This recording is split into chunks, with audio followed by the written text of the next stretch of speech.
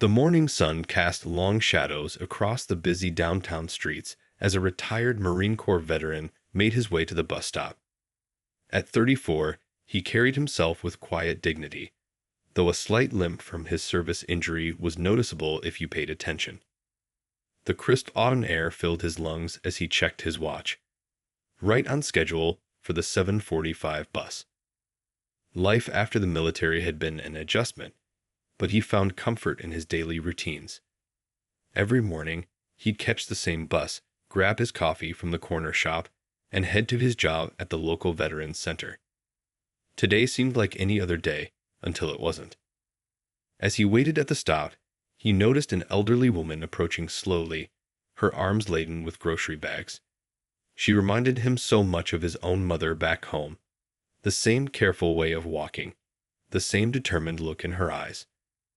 The woman's silver hair was neatly pinned back, and despite the weight of her bags, she carried herself with grace. The bus pulled up with its familiar hydraulic hiss, and the small crowd began to board. The veteran held back, watching as the elderly woman tried to manage her bags while climbing the steep bus steps. Her hands trembled slightly as she reached for the handrail, and without hesitation, he stepped forward. "Let me help you with those bags," he offered gently. The woman looked up, relief washing over her face. "Oh, thank you, dear," she said, her voice warm with gratitude. These old hands aren't what they used to be. As they boarded together, the veteran's military-trained eyes quickly scanned the bus interior.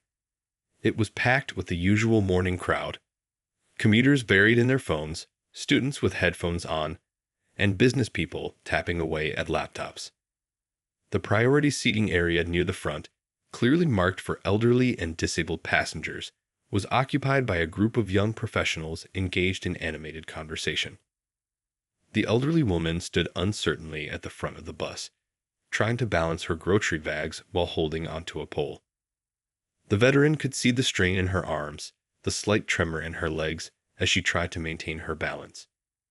His own mother faced similar challenges back home, and the thought of her standing like this made his heart ache.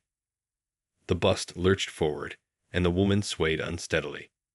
The veteran steadied her with a gentle hand on her elbow, while the group in the priority seats continued their loud discussion of weekend plans, seemingly oblivious to the struggling woman right in front of them. Years of military service had taught him to be observant, to notice when something wasn't right. But more than that, his mother had taught him about respect, about looking out for others, about doing what's right even when it's not convenient.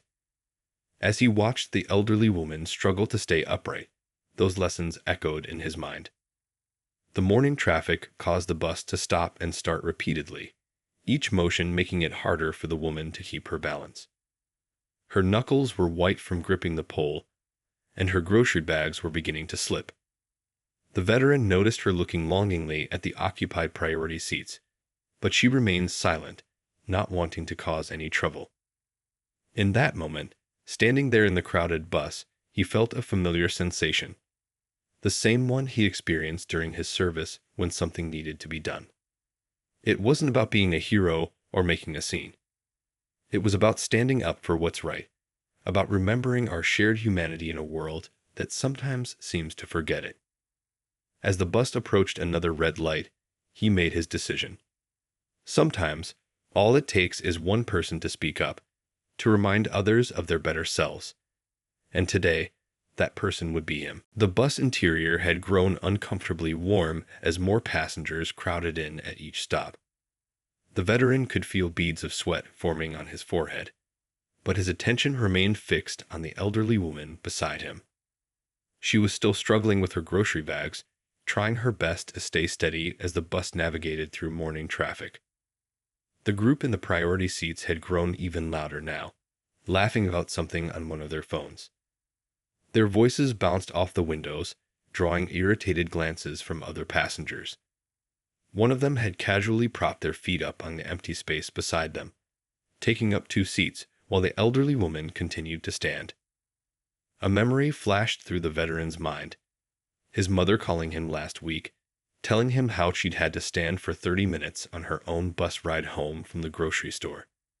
He'd felt helpless then, being so far away. But now, in this moment, he could actually do something. He noticed other passengers watching too. An older gentleman near the back shook his head disapprovingly. A teenage girl kept glancing up from her book, clearly concerned.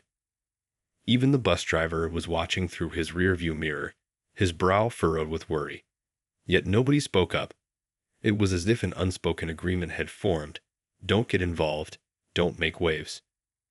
The elderly woman shifted her weight again, her arms trembling slightly under the weight of her bags.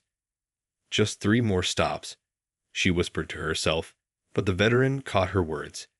They struck him like a physical blow. 3 more stops of watching her struggle while perfectly healthy young people sat in seats meant for her.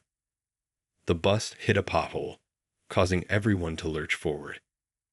The elderly woman's grocery bag slipped in her grip, and an apple rolled out, tumbling toward the priority seating area. Instead of helping, one of the young professionals simply kicked the apple aside with an annoyed sigh. That was the moment something changed in the veteran's eyes. His military training had taught him when to observe and when to act. But it was his mother's voice in his head that really spurred him forward. Sometimes, honey, being kind means being brave. He took a deep breath, straightening his shoulders despite the twinge from his old injury. The key was to handle this with dignity and respect, just as he'd learned during his service. No need for confrontation, just a reminder of our shared humanity. The bus came to another stop, and in that moment of stillness, he made his move. Not with anger or judgment, but with the quiet authority that comes from knowing you're doing the right thing. He stepped forward, positioning himself where the group couldn't ignore him. Around him, the bus had grown quieter. Other passengers were watching now, perhaps sensing that someone was finally going to address what everyone had been thinking. The teenager with the book had set it down. The older gentleman in the back had leaned forward in his seat. Even the loud conversation in the priority seating area had begun to die down. The veteran could feel his heart beating steadily in his chest. This wasn't about being a hero or causing a scene. It was about standing up for someone who needed help, just as he'd hoped someone would do for his own mother. It was about reminding everyone on this bus that we're all part of the same community. As he opened his mouth to speak, he caught the elderly woman's eye. She gave him a small, grateful smile, as if she already knew what he was about to do. That smile reinforced everything he believed in, that small acts of kindness and courage can change not just moments, but people's entire days or even lives. The morning sun streamed through the bus windows, illuminating the scene like a spotlight. What happened next would transform an ordinary bus ride into a moment none of them would soon forget. The veteran cleared his throat softly, but his voice came out clear and steady when he spoke. "Excuse me," he said, addressing the group in the priority seats. "I couldn't help but notice that we have someone here who could really use one of these seats." The young professionals looked up, startled by the interruption to their conversation. One of them, wearing an expensive suit, raised his eyebrows with a mixture of surprise and annoyance. "We're in the middle of something here," he said, gesturing to his colleagues. The veteran nodded patiently. "I understand that," he said, his voice remaining calm but firm. "But these seats are actually marked for elderly and disabled passengers." He gestured to the sign above their heads. "And right now, we have someone who really needs to sit down." The elderly woman tried to wave it off. "Oh, don't make a fuss," she said softly, but her trembling hands told a different story. The grocery bags were getting heavier by the minute, and the constant swaying of the bus was clearly taking its toll. "My mother is about your age," the veteran continued, speaking to the elderly woman but loud enough for everyone to hear. "She lives alone, still tries to do everything by herself. And you know what she told me recently? She said the hardest part of getting older isn't the aches and pains. It's feeling invisible." His words hung in the air. Several passengers who had been pretending not to listen now turned to watch openly. The bus had grown so quiet that you could hear the gentle rumble of the engine. "When I was in the military," he went on, his voice softening, We learned that strength isn't just about physical power. It's about looking out for each other, especially those who need our help. We're all going to be elderly someday, if we're lucky enough to live that long. A young woman in the priority seating group shifted uncomfortably in her seat. She glanced at her companions, then back at the elderly woman with her heavy bags. The veteran could see something changing in her expression. Recognition, perhaps, or remembrance of her own grandmother. "I didn't mean to interrupt your morning," the veteran added. "But sometimes we all need a little reminder of our shared humanity. A little reminder to look up from our phones and see the real people around us." The young woman in the business suits suddenly stood up. "He's right," she said, gathering her things. "I'm sorry. I wasn't thinking."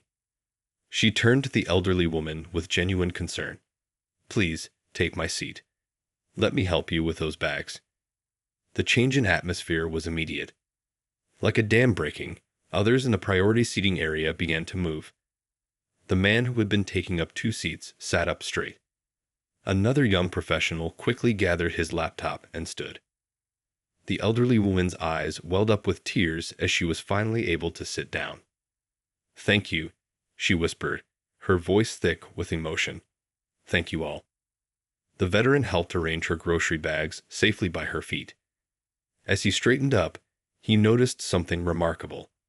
All around the bus, people were looking at each other differently now. Phones had been lowered.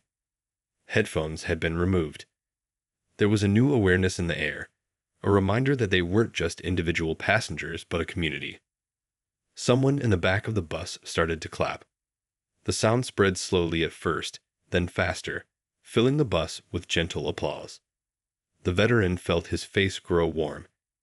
He hadn't wanted attention, just to do what was right. But maybe, he thought, this moment would stick with these passengers. Maybe next time, they wouldn't need a reminder to show kindness. As the bus continued its journey through the morning traffic, something had fundamentally changed. It wasn't just about a seat anymore. It was about remembering our common bonds, our shared responsibility to look after one another. As the applause died down, the elderly woman settled into her seat, arranging her grocery bags carefully around her feet. The veteran stood nearby, holding onto a handrail, watching as something beautiful began to unfold on what had started as an ordinary bus ride. "Would you like some help organizing those bags?" asked the young woman who had first given up her seat. She knelt down, helping to gather a few items that had rolled loose during the earlier commotion. Her entire demeanor had changed. Gone was the corporate mask, replaced by genuine warmth. The elderly woman smiled, dabbing at her eyes with a tissue. "You know," she said, her voice still a bit shaky, "I've been riding this bus 3 times a week for my shopping. Ever since my husband passed away last year. Some days are harder than others." The veteran felt a lump form in his throat. He thought about his own mother again, living alone hundreds of miles away. How many times had she faced similar situations? How many times had she needed help, but been too proud to ask? Other passengers were listening now, their faces softening with understanding. A student unplugged his headphones. A businessman closed his laptop. The morning rush suddenly seemed less important than this moment of shared humanity. "My daughter keeps telling me to use one of those grocery delivery services," the elderly woman continued, chuckling softly. "But getting out, seeing people, even if they don't see me, it helps keep me going. My Harold, he always said that staying connected to people was the secret to a happy life." The veteran noticed the young professionals who had been sitting in the priority seats were now standing together, their earlier conversation forgotten. One of them, the man in the expensive suit, stepped forward. "I passed by the grocery store on my way home," he offered, his previous annoyance replaced by genuine concern. "If you'd like, I could help carry your bags some days. I usually catch the 5:30 bus." The elderly woman's face lit up. "Oh, that's so kind of you to offer. But I wouldn't want to be a bother." "It's no bother at all," the man insisted. "Actually, my own grandmother lives across the country." I've been feeling guilty about not visiting her more often. Maybe this is a way to make up for that, just a little bit." The veteran watched as more passengers joined the conversation. A nurse shared stories about her elderly patients who lived alone. A teacher talked about organizing his students to help seniors in their community. What had started as a tense confrontation was transforming into something unexpected. A moment of community building. The bus driver, who had been watching everything through his rearview mirror, called out, "You know what? I see a lot of elderly folks struggling with groceries on my route. Maybe we could start some kind of buddy system. Looking out for each other." The idea sparked immediate interest. Passengers began exchanging suggestions, some even pulling out phones to take notes rather than scroll through social media. The veteran stood quietly, taking it all in. This was more than he could have hoped for when he decided to speak up. "You did a wonderful thing," the elderly woman said softly, reaching out to pat his hand.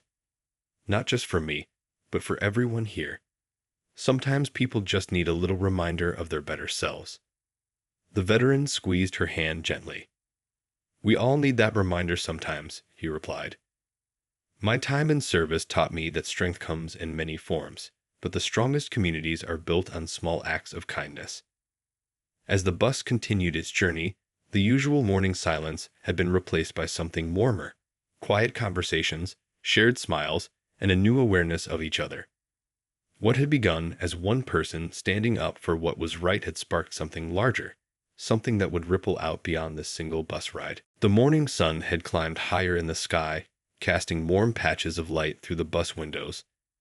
The atmosphere inside had completely transformed from the tense, disconnected space it had been just minutes before. Small groups of passengers were still chatting quietly, sharing stories, and making plans to help others in their community. The elderly woman reached into one of her grocery bags and pulled out a small package of cookies. "I always carry extra snacks," she said with a gentle smile. "Old habits from when my children were young. Would you like to share some?" The veteran sat down in a newly offered seat next to her, touched by the simple gesture. As they opened the cookie package together, she continued, "You mentioned your mother earlier.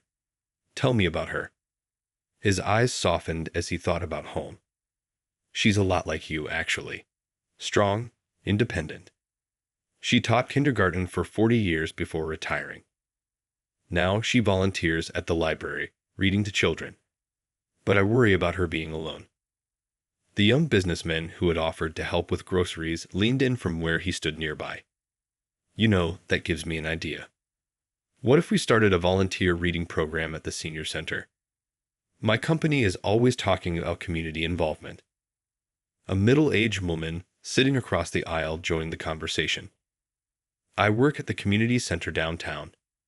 We've been looking for ways to bring different generations together. Something like this could be perfect." The elderly woman's eyes sparkled with interest. "Oh, I used to be a librarian myself. I miss being around books and people. Especially young people.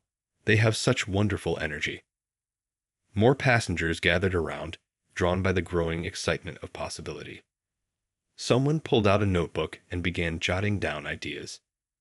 The nurse who had spoken earlier offered to coordinate with local healthcare providers who might know seniors in need of companionship. The veteran watched in amazement as what had started as a simple stand for respect was blossoming into something much bigger. His military training had taught him about leadership, but this was different. This was about community leading itself, once someone just opened the door. "You've started quite something here," the bus driver called back, grinning in his mirror. "Been driving this route for 12 years, and I've never seen passengers coming together like this." The elderly woman offered cookies to everyone nearby, and soon the simple act of sharing food created an even warmer atmosphere. People who had been strangers just moments ago were now exchanging phone numbers and making plans to meet. "My Harold would have loved this," the elderly woman said softly, her eyes growing misty. "He always said that the world hadn't gotten colder, people had just forgotten how to warm it up again." The veteran noticed that even the youngest passengers were engaged now. A teenage girl who had been quietly watching everything unfold finally spoke up. Could we maybe start an Instagram page? You know, to share stories and organize help for seniors in our community. And we could use it to share tips about giving up priority seats, added one of the former priority seat occupants, laughing good-naturedly at his own previous behavior. Sometimes people just need a reminder of the right thing to do. The bus approached another stop, and a few passengers prepared to get off. But instead of the usual rushed exit, people took time to say goodbye, to confirm plans, to exchange contact information. The veteran noticed how each person left with their head held a little higher, their steps a little lighter. The elderly woman touched his arm gently. "You know what the real miracle is," she said. "It's not just that you stood up for me. It's that you helped all these people remember who they really are. Kind, caring souls who just needed a little nudge in the right direction." As the bus continued its route, passengers began pulling out their phones, not to isolate themselves as before, but to connect. The young businessman had started a group chat, and people were eagerly joining, sharing ideas about how to help seniors in their community. "We could call it Bus Buddies," suggested the teenage girl, her fingers flying across her phone screen as she created a simple logo. A way for regular commuters to look out for each other, especially older folks who might need help. The elderly woman watched all this with wonder in her eyes. "In all my years of riding this bus," she said, shaking her head softly, "I'd never imagined something like this could happen. You know, sometimes I felt so alone in a crowd." The veteran understood that feeling all too well. After returning from service, he'd experienced similar moments. Being surrounded by people yet feeling completely isolated. "Sometimes the hardest step is reaching out," he said, "or being brave enough to accept help when it's offered."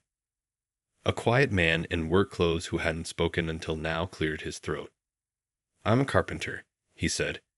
"Been thinking about how many older folks in my neighborhood probably need small repairs done but can't afford it. Maybe we could organize weekend fix-it days."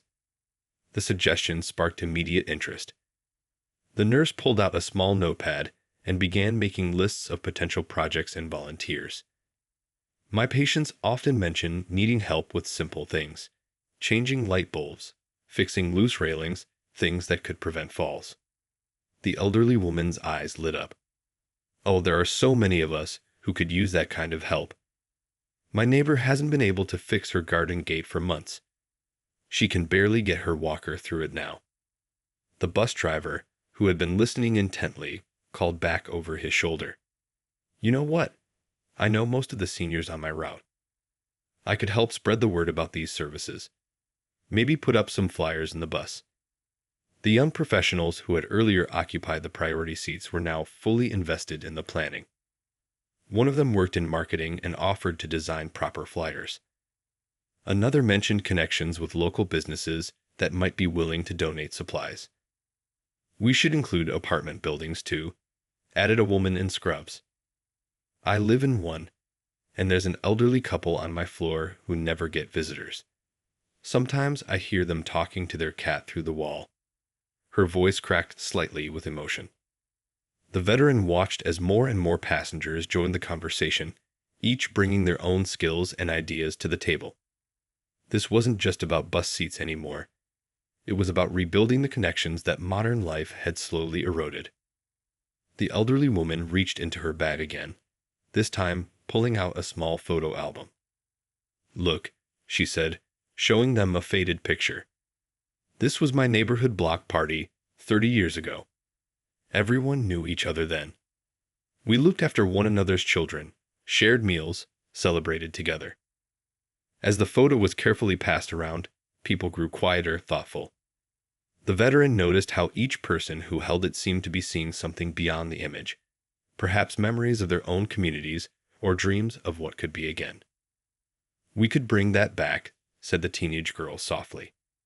"Maybe not exactly the same way, but in our own way. With technology and social media, we could actually connect even more people." The businessmen nodded eagerly. "And we could start right here, on this bus route." Create a model that other communities could follow. Show people that change doesn't always need big organizations or government programs. Sometimes it just needs neighbors helping neighbors. As they talked, the veteran noticed something remarkable. The usual divisions of age, profession, and social status had melted away. In their place was something powerful. A group of people united by a simple desire to make their corner of the world a little bit better. The bus was nearing the downtown stops now, where most passengers would normally hurry off to their workplaces without a backward glance. But today was different. People were exchanging contact information, making plans, and promising to stay in touch. The energy in the air was electric with possibility. "Wait," said the elderly woman, her voice carrying a hint of worry.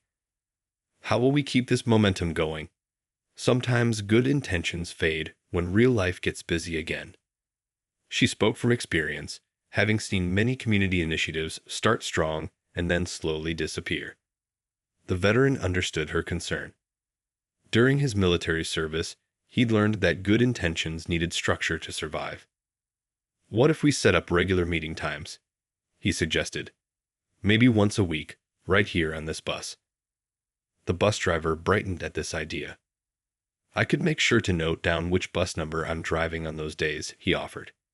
"That way everyone knows they're on the right one." The young businessman was already typing on his phone. "I'm setting up a simple schedule in the group chat. We could start with next Tuesday. Same time, same bus." Others nodded eagerly, marking their calendars. A middle-aged woman who had been quietly observing spoke up. "I work at a local coffee shop," she said. "We could host monthly community meetings there. Our back room is empty most evenings anyway." The teenager, still working on her phone, looked up excitedly. "I just created our social media accounts. Look at this. I used a picture of our bus as the profile image, and I added the coffee shop's location for our first official meeting." The elderly woman watched in amazement as her fellow passengers gathered around the teen's phone, admiring the simple but effective design. "My grandchildren always tell me I should learn about social media," she said with a small laugh. "Maybe now I have a reason to try." "I'll teach you," the teenager offered warmly. "We could do lessons at the coffee shop before the community meetings. Actually, we could offer tech help to any seniors who want to join our group online." The nurse who had been making lists looked up. "That's brilliant. Digital literacy is a huge issue for many of my elderly patients. They feel cut off from the modern world sometimes." The veteran watched as more ideas flowed. The carpenter pulled out a business card and handed it to the elderly woman. "I'll come look at your neighbor's gate this weekend," he said simply. "No charge. Just let me know what time works best." Someone near the back of the bus started humming softly, an old tune that several passengers recognized. Soon, quiet singing filled the bus. The elderly woman's eyes welled up with tears again, but this time they were tears of joy. "You know what this reminds me of?" she said, her voice thick with emotion. "The way people used to be when I was young. Neighbors knew each other. We shared what we had. We looked after one another." The veteran felt his own eyes growing misty. "Sometimes old ways are the best ways," he said softly. "We just need to remember them." The bus was pulling into the downtown station now, but nobody was rushing to leave. The young professionals who had earlier been so focused on their phones were now exchanging handshakes and hugs with their fellow passengers. Next Tuesday, they kept saying to each other, "Don't forget, next Tuesday, same time, same bus."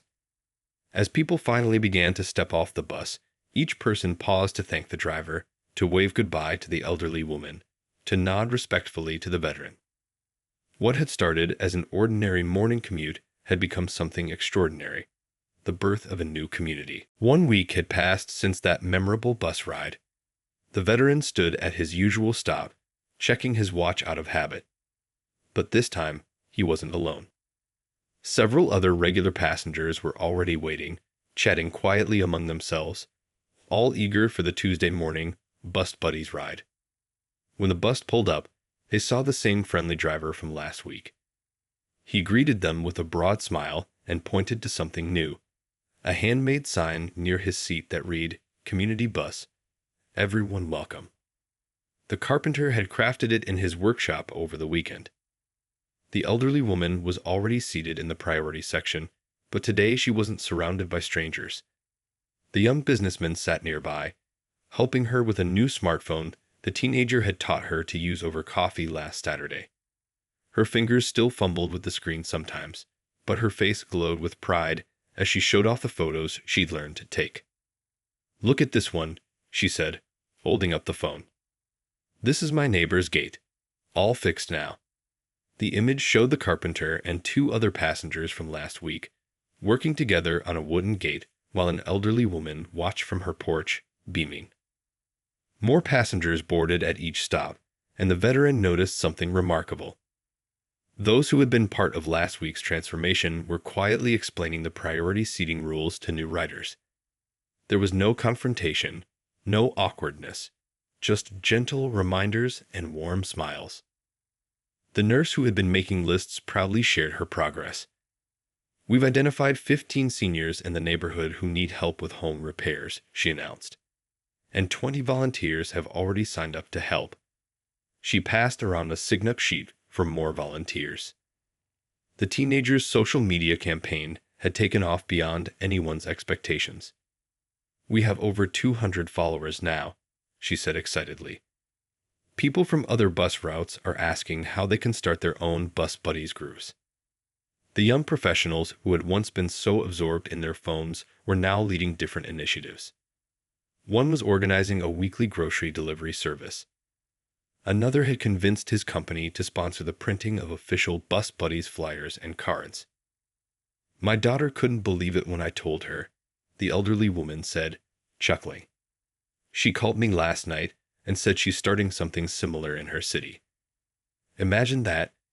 Our little bus ride is spreading change across the country." The veteran listened to all this with a full heart. He pulled out his own phone and showed everyone a video call he'd had with his mother the night before. "She's so proud," he said softly. "Her local bus service is starting a similar program next month." The coffee shop owner, who had offered her space for meetings, shared some news too. "Our first community meeting had 50 people show up," she said. "We had to move it to the main cafe area. People just kept coming, bringing food to share, offering to help." A small boy, riding with his mother, listened to all this with wide eyes. "Mom," he whispered loudly, "when I grow up, I want to be a bus buddy too." Everyone around him smiled, touched by his innocent enthusiasm. The bus driver called back over his shoulder, "You know what's amazing? Other drivers are requesting to be assigned to community routes now. They'd want to be part of this too." As the bus continued its route, the veteran noticed how the whole atmosphere had changed from just a week ago. Gone was the cold silence of strangers avoiding each other's eyes. Instead, the air was filled with warm greetings, shared stories, and plans for the future. An elderly man who had just boarded looked around in confusion at all the activity. The veteran caught his eye and smiled, gesturing to an empty priority seat. "Welcome," he said warmly. "You're just in time.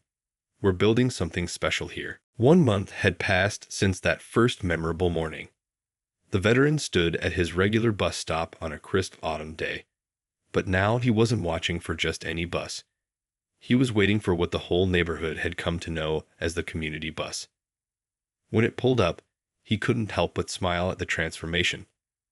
The once plain city bus now sported cheerful hand-painted signs in the windows. "Bus Buddies, where community happens and priority seating is caring seating." The driver wore a bright pin that read, "Every passenger matters." Inside, the elderly woman who had sparked this change sat in her usual spot, but she wasn't alone.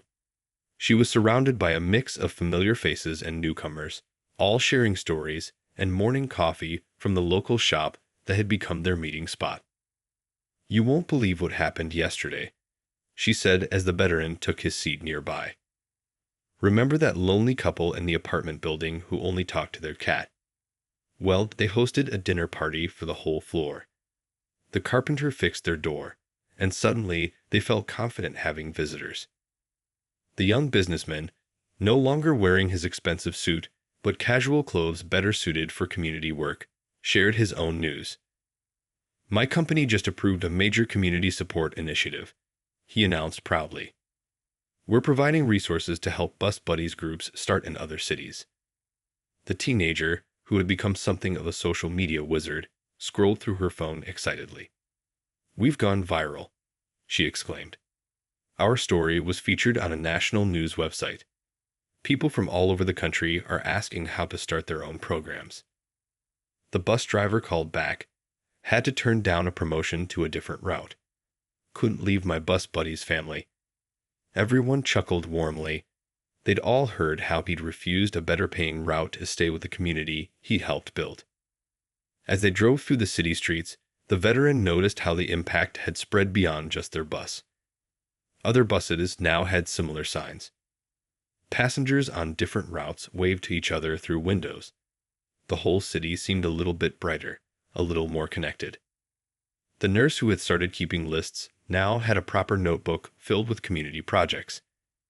We've helped over 50 seniors with home repairs, she reported. And the weekly grocery buddy system has 30 regular volunteers. An elderly man who had been quiet until now spoke up. You know what's different? He said softly. It's not just about getting help anymore. It's about belonging. Last week, I helped a young mother with her stroller. Me helping someone else made me feel useful again. The coffee shop owner shared her own observation. Our community meetings are so popular now, we've had to start having them twice a week. And people don't just come to plan. They come to be together, to share stories, to feel connected. The veteran felt a lump in his throat as he looked around the bus. What had started as a simple act of standing up for someone had grown into something far beyond what anyone could have imagined. Lives had been changed, not just on this bus route, but throughout the city and beyond. The elderly woman reached over and squeezed his hand. You know what my daughter told me yesterday? She said, her eyes twinkling. She said I'm busier now than when I was working. Between the community meetings, teaching other seniors to use smartphones, and all our bus buddies activities, I hardly have time to feel lonely anymore. As the bus approached downtown, no one was in a hurry to leave. They had learned that some things were more important than rushing to work, like community, kindness, and the connections that make life worth living. Who would have thought, the veteran said softly, that one bus ride could change so many lives? Not just lives, the elderly woman corrected him gently. You changed hearts. And that's what makes this change last forever.